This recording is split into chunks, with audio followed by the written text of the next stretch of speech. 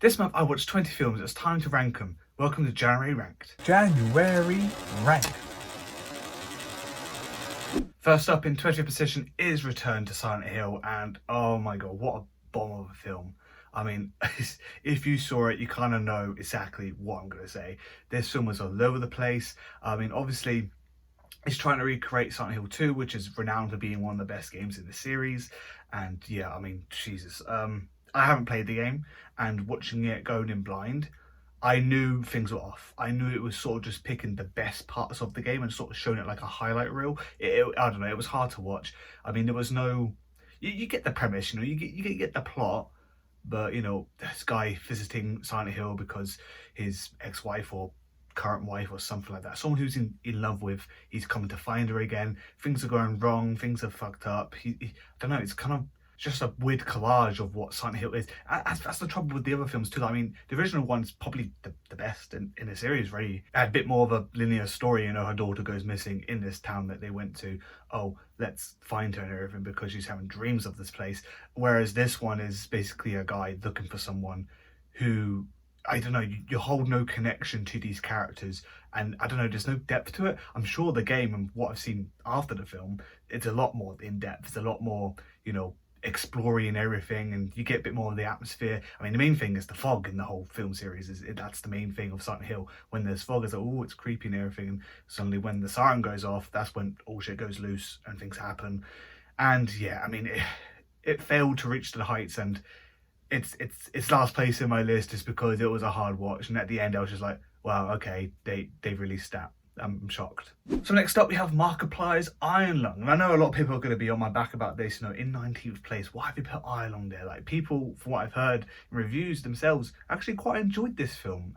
For me, I struggled, to be personally, I struggled to stay awake. I mean, I was invested in like the first 20 minutes, being like, okay, well, what is this place?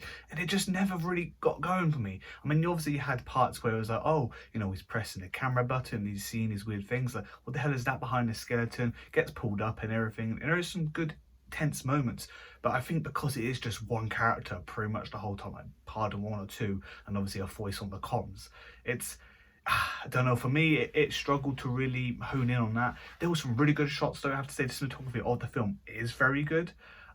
But overall, I think the film, it's not something I would rewatch. It makes me feel like, is the game like this? Because it's very gamey, should we say. Like, you're wandering around this confined space in a submarine, you press a few buttons. The whole map and coordinate stuff was actually pretty good.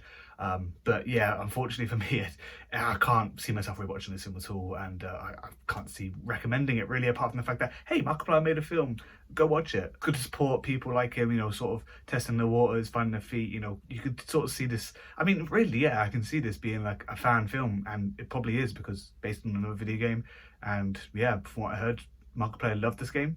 He made it to a film. That's a success, really, is being able to make a film. So congratulations, but it just ain't for me. Next up, we have Mercy. Yes, Chris Pratt's film where he sits down the whole time and talks to an AI. Yeah, I mean, that in itself is the reason why it's this low. This had decent action for, a film that was literally just a person sat down, trying to convince the AI that, hey, I didn't kill my wife, I swear, even though everything's pointing against him. So he decides to make a report for himself, investigating what's going on. And, to be honest, for me personally, it was kind of hard to judge, like, okay, well, who actually did kill his wife? And I was thinking in my head, like, maybe it was just him the whole time. It's going to pull like a switch on us where it's like, oh, you're trying to, like, follow Chris Pratt's character and be like, oh yeah, no, he didn't do it, we're going to find out who and everything. But I was kind of thinking in my head, like, maybe it is him, I mean, that would be a good way to sort of do it, because you don't see many films do this, for the, like, hero of the story, the main character actually ending up being the guy who done it. But no, they went the classic route of picking someone who was close by to their relationship and everything like that. There's one of the ones where actually some things I just find were pretty cool about the film. I like the whole like countdown. I found I think it was an hour to like convince the AI, and what it felt like it was real time. The countdown going in the corner of the screen. Felt like that was consistent the whole way through. I feel like that was like what was the runtime left of the film was that. And I thought that's pretty cool. It's like a weird niche thing. It's like when it's like, oh, we only have 20 seconds left, and the actual sequence is 20 seconds. It's kind of like I don't know, it's just something in my brain when actually they do that. Rather than, oh no, we've got a minute left, and it's like a whole hour of film left to watch, and that whole minute is that hour. Yeah, that's weird to me, and it puts me off. But yeah, really, it's just something in my head when it's time of it is the time of the film, which is cool.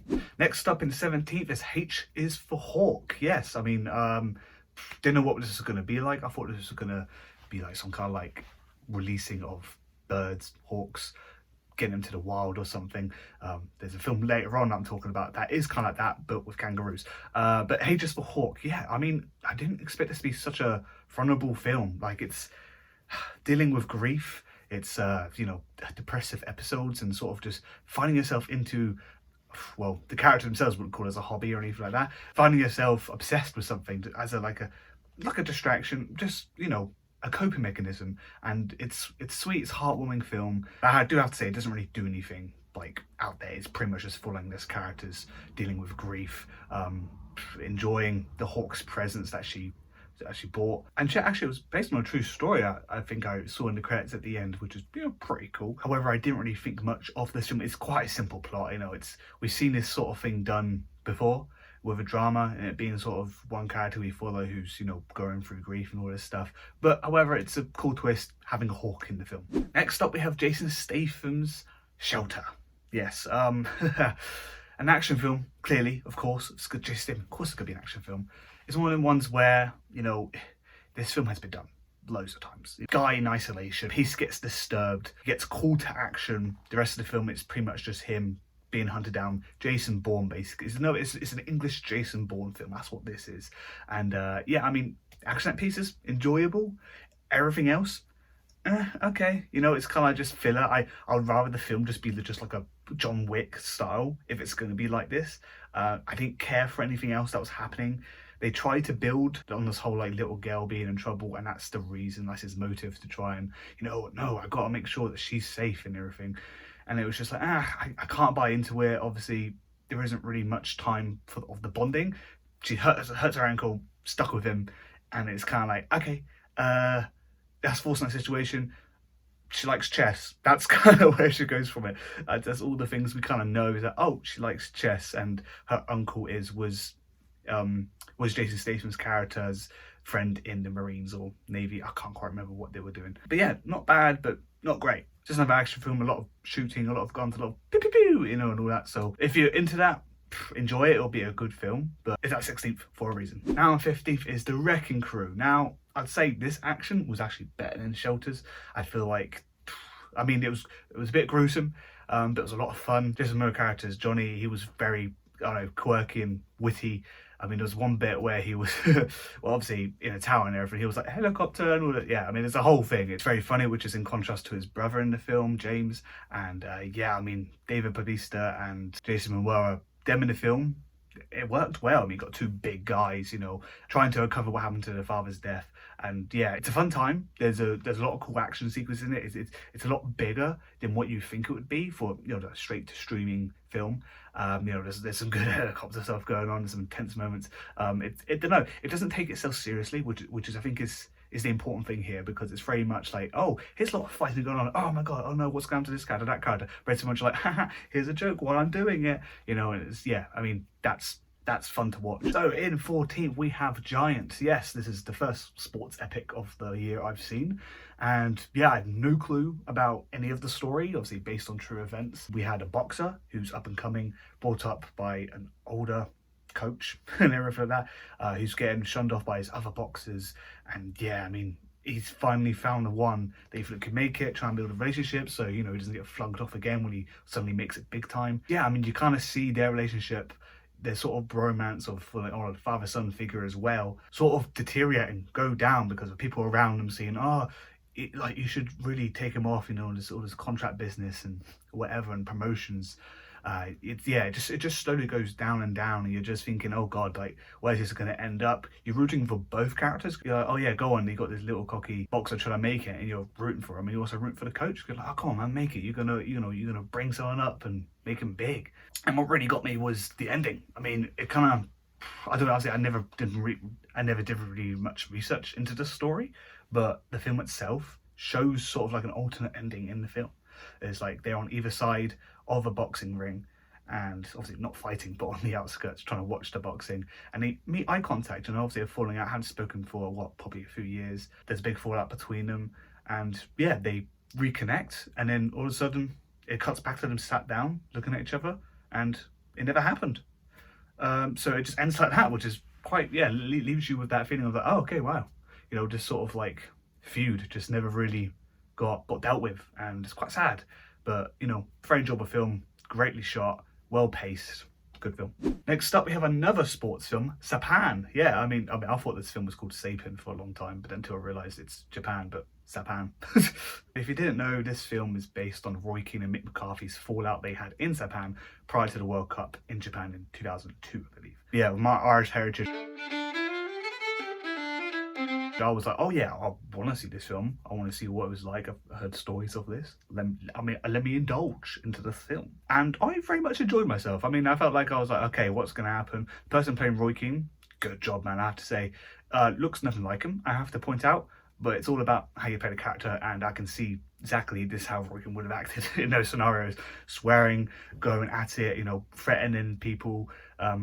Just being unhappy with the scenario that the Ireland national team are in prior to the World Cup. They want to set the standards high, and the standards are just clearly on the floor, if not below that.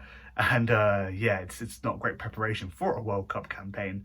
And yeah, you see Mick McCarthy being like, well, it's not my problem, I can't do anything about it. These are the cards that we had dealt with. And Roy Keane's very much like, change your cards, mate. So a lot of headbutting and all that stuff going on. And yeah, I mean, it's well acted. I mean, it really carries the film because it's quite a simple plot, and you could really be like, I'll give it a miss. But the acting really holds it up there. You really feel this tension between the two throughout the whole film, and it increases up to a point where there's this big argument where he's literally shouting and saying, well, you're not even Irish, and everything. It's like watching a boxing match, but shouting match. It's a fun one. A bit intense, but enjoyable. In 12th place is The Rip, and this is Ben Affleck's and Matt Damon's film. They're reunited again, these two actors, and I have to say, the chemistry there is pretty good. I don't know, I guess Matt Damon is the main character. I say Ben Affleck's more of a supporting role. But you follow Matt Damon in this story. They get a tip off that in this house there's a load of money. Turns out it was way more than what it's going to thought it's going to be. But the whole thing is overarching on who's the snitch? Who's like the little rat in the group of detectives they have there?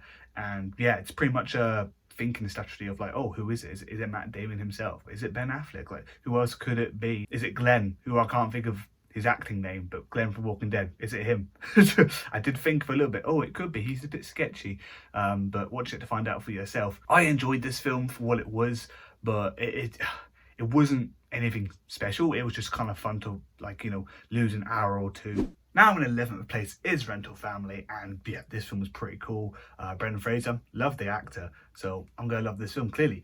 Yeah, I did like it. It was a film based on an actor himself trying to sort of make it, not really landing on anything. So comes across this sort of rental family literally business where you play a role in people's lives, and I don't know, sort of make a connection with people, and something makes them satisfied about their life. It's a weird one. It's obviously a cultural different thing. In Japan, apparently this is a real thing where people could just hire people to be like their best friend for the weekend, or hey, could you be this person's father figure, which is pretty much what the premise of this film is and focus around, is him being a father to this kid who, it's a cool story because obviously the kid is kind of not really understanding, but like, oh, it's just my long lost father that I never knew, and sort of forming that connection. And you could just see Brendan Fraser's character really kind of battling with that, oh god, do I tell her the truth or anything? I mean, I'm quite enjoying being like a father figure to this young kid, and we're actually bonding and creating something cool. And eventually I know this is going to end, this isn't going to be a forever hired thing,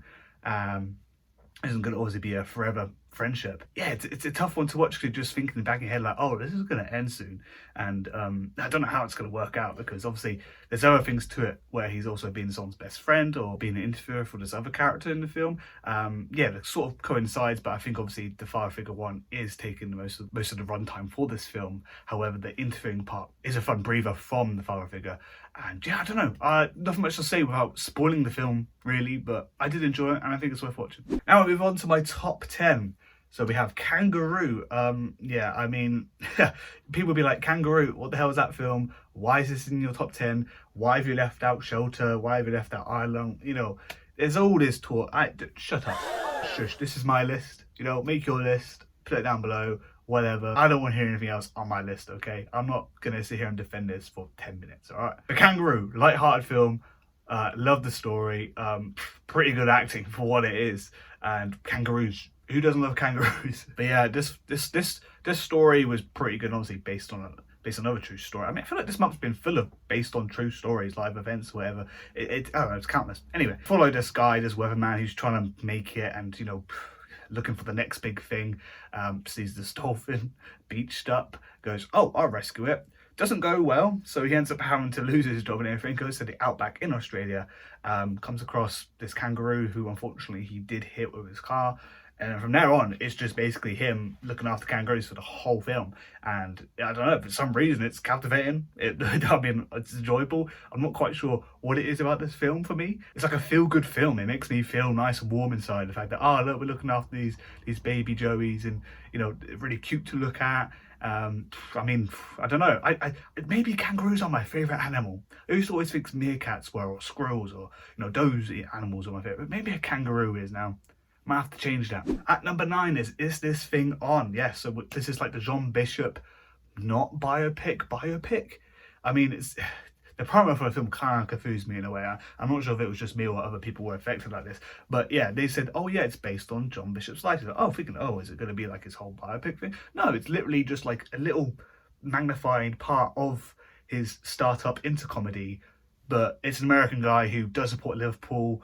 I don't know. It's not John Bishop, but it's like pulling things from his personality, pulling things from his past, and being like, to sprinkle it into this random story that we've got here about marriage, which is also shocking because I thought this film was going to be about a comedian trying to make it through on stand-up and sort of falling into it and falling in love, which is in the film. But I feel like the main spotlight thing of the story is him trying to sort of save his marriage, or sort of treading the line of seeing where things go with his ex-wife, current wife scenario. It's a bit of a situationship where he's kind of like, okay, we're splitting up, but I don't know. I feel like maybe that time part could make us still together. I don't know. It's this whole good sequence though when she accidentally sees him do stand up, and obviously he's saying some things about her and about the relationship and about things he's done in this sort of break away from her that sort of makes you think, oh god, she shouldn't be here for this. But no, that seems to pull them closer.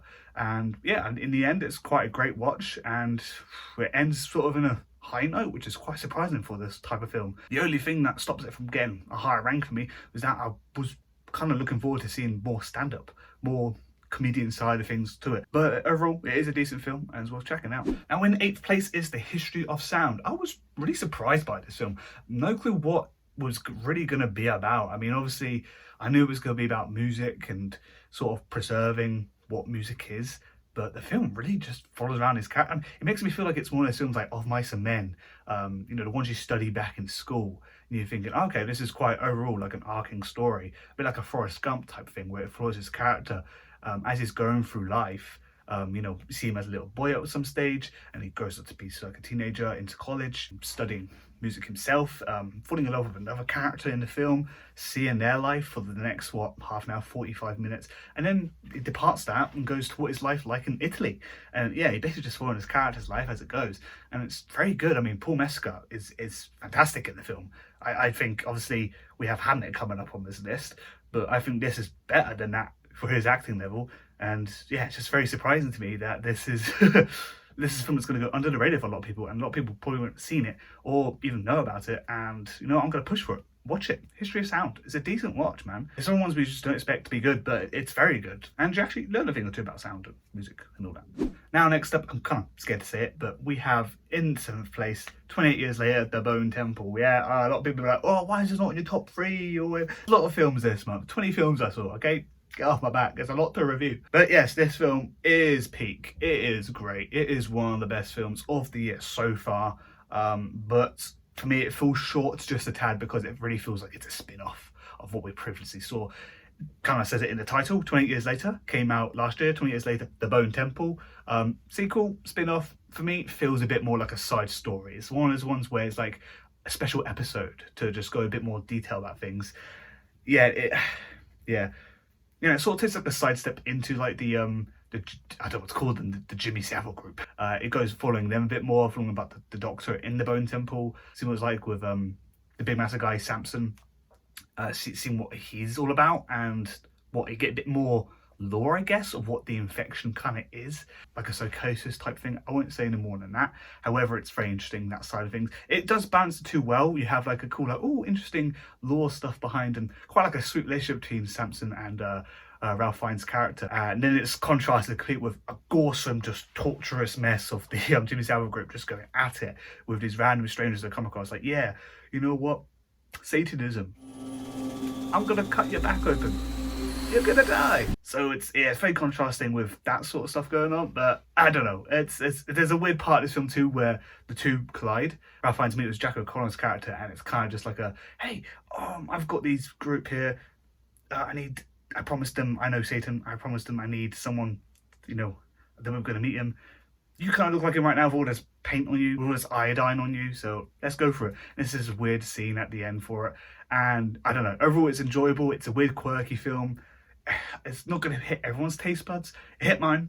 I loved it. I'm excited to see what's next. There's a really good teaser at the end. Stick around for it. And up in 6th place is Song Sung Blue. Neil Diamond's not biopic film, similar to what I talked about earlier. This is actually someone impersonating Neil Diamond, and it's quite a core story. It's tight and compact, but I love that about it. Hugh Jackman does a great performance, same as Kate Hudson in the film, and it's basically about him figuring out who he wants to be, kind of stuck being tied, and I think he wants to be, I forget what it's called, Blue Thunder or just Thunder? I can't remember. I think it's just called Thunder, and obviously Kate Hudson's character is called Lightning, like Thunder and Lightning as their like duo thing. Forgive me, I saw this on the 1st of Jan. But yeah, great story of their relationship and them as a duo trying to make it big time and get recognised by Neil Diamond himself. And unfortunately, that's quite a sad ending, and another one that's based on a true story. It was just a very compelling film, and I don't want to say much because it will spoil it.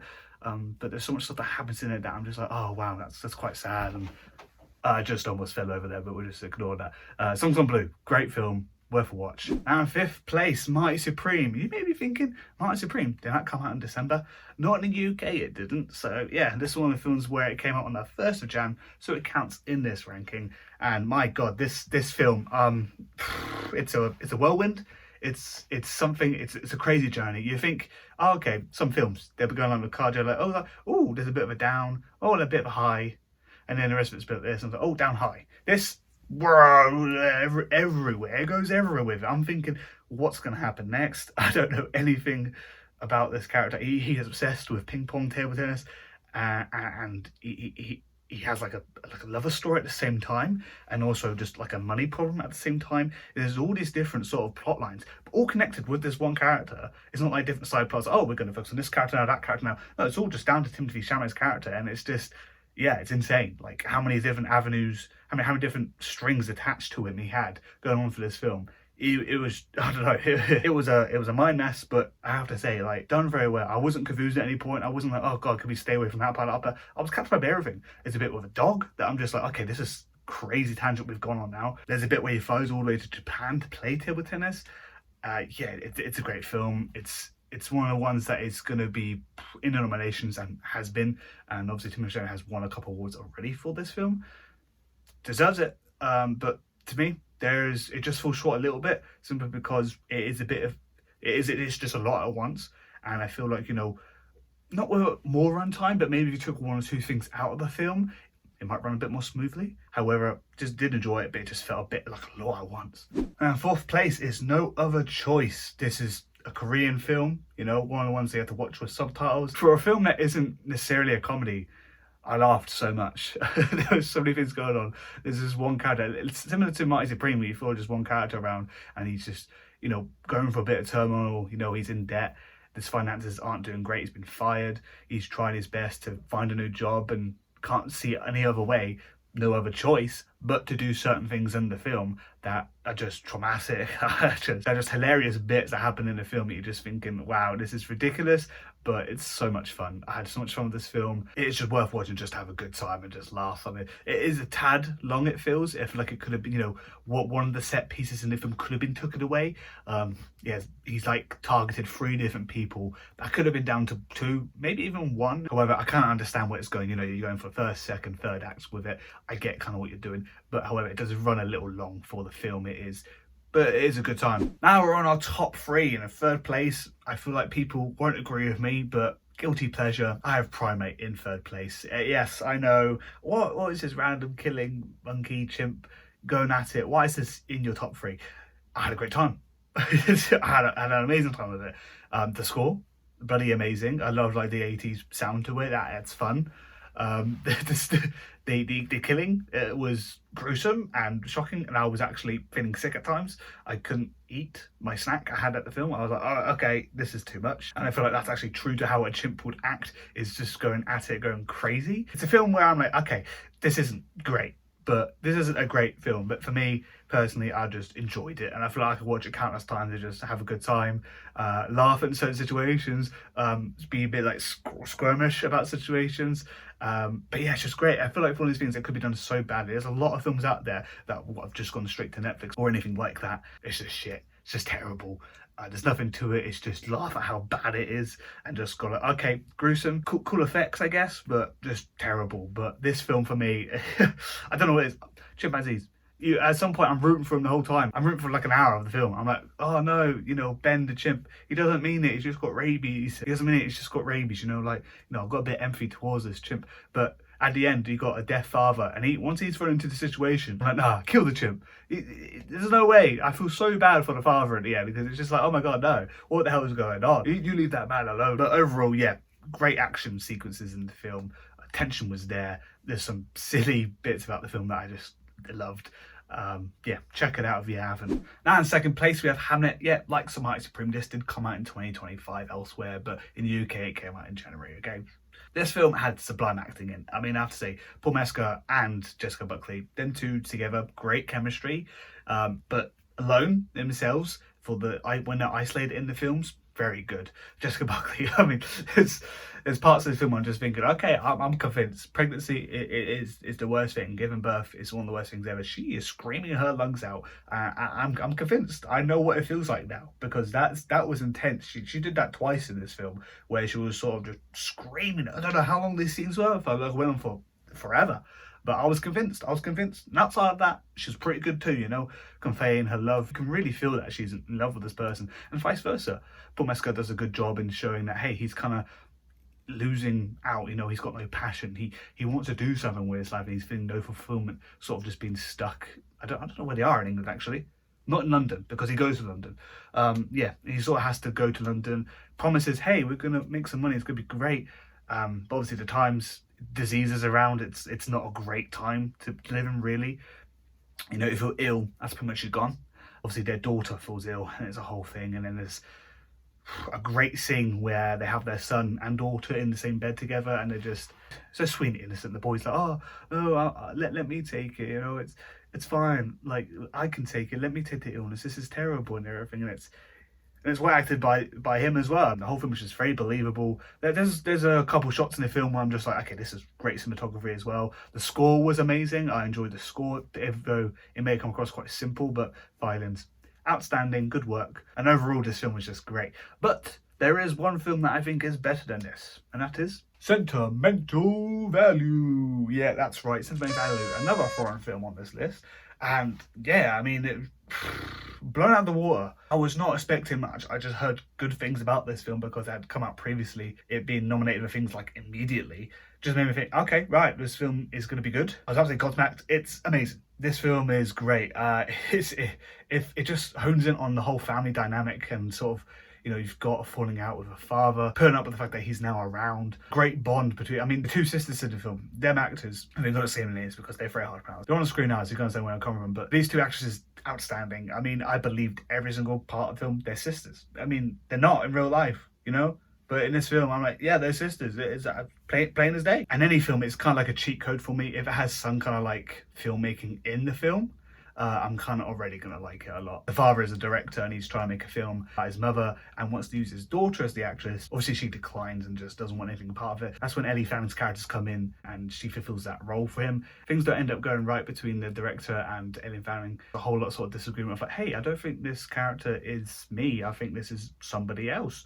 And yeah, it's like, okay, where are we going to go from here? And it turns out it's kind of like a long-winded story of basically a daughter forgiving her father and sort of realizing, hey, I'm fine, I will do this project because it means we bond and everything. And now that I'm saying it, this film doesn't really seem like anything on the surface, but you have to watch it to sort of get where I'm coming from, that this film is one of the best of the year so far. It just, I don't know, it's very compelling. It's very compelling. I mean, I think it's just the acting in it. For a film that isn't natively English speaking, it conveyed a lot of emotion for me and just for a lot of these characters. And everything's just so believable. 10 out of 10 for me. I can't see anything wrong with this film. It's perfect.